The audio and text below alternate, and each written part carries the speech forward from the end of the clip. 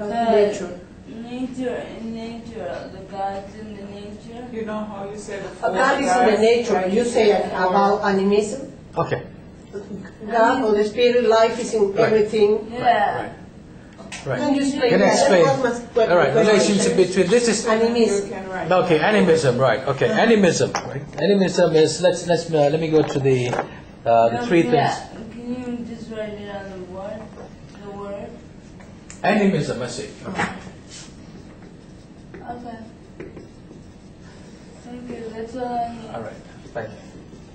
Animism simply comes from the word anime. Anime is Japanese cartoon. Anime and manga, right? Animism, everything is lies in. It's just like a cybernetic system. There's a process in living things. The computer has a virus is actually an anime, because how could a virus live on its continue to multiply and infect others? It's like so that's part of it. But in this context of religion and cultural philosophies, animism is the idea that everything's in everything the spirit or the life force, whatever you call it, life force, right, permeates into all the living things, and therefore we must understand that all this life force exists. Not we, meaning that the animists, understand all this life force exists, and we must maintain the cycle, the balance that they must respect. That is why there is for the animists or people who believe in the folk religion, they do not have any question that all these things need to be worshipped in one way or another, like in Vietnam, for example, the African religion, folk religion, for example, the spirit of the nature of the great spirit in the Native American Indian religion, not religion. Sorry, I used the word religion, but this religion means a very highly institutionalized. In all these cultural philosophies, right, have the idea that everything is about living things and what it's. Yeah, I understand that. Okay. Okay. The word. All right. Good. All right. I want to just go ahead. My Yes. question was about animism, and I remember this morning when I was driving, I was talking with my daughter and asked her, "What do you think about the fifth element? What is the fifth element? Because the forces is four, right? Water, fire, stones, and wood. And she said the fifth element is the human being. But I think so. It's the there's a movie, right? The fifth element. Yeah, was a movie, but I understand the fifth element was aliens, right? Okay, that I'm not sure, because when you talk about the four elements, what is it again? Because different religions have different ways the of looking at it. forces of four elements is water, fire, stone, and wood.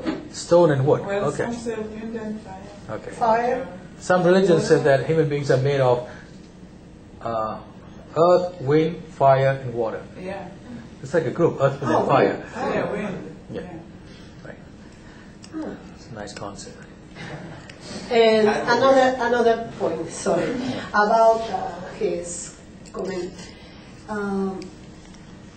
In order to understand why the Catholic priest can marry, we need to go through the history. The Catholic or the Christian, all the Christian believe in the foundation is the Bible, the Scripture, the Old Testament and the New Testament. The most curious case is in the Old Testament, all the priests or prophets were married. Okay. In the New Testament, the Catholic, the first pope, they consider Peter, but Peter was married. And the first pope was Constantine. He was married also. Okay. The whole idea.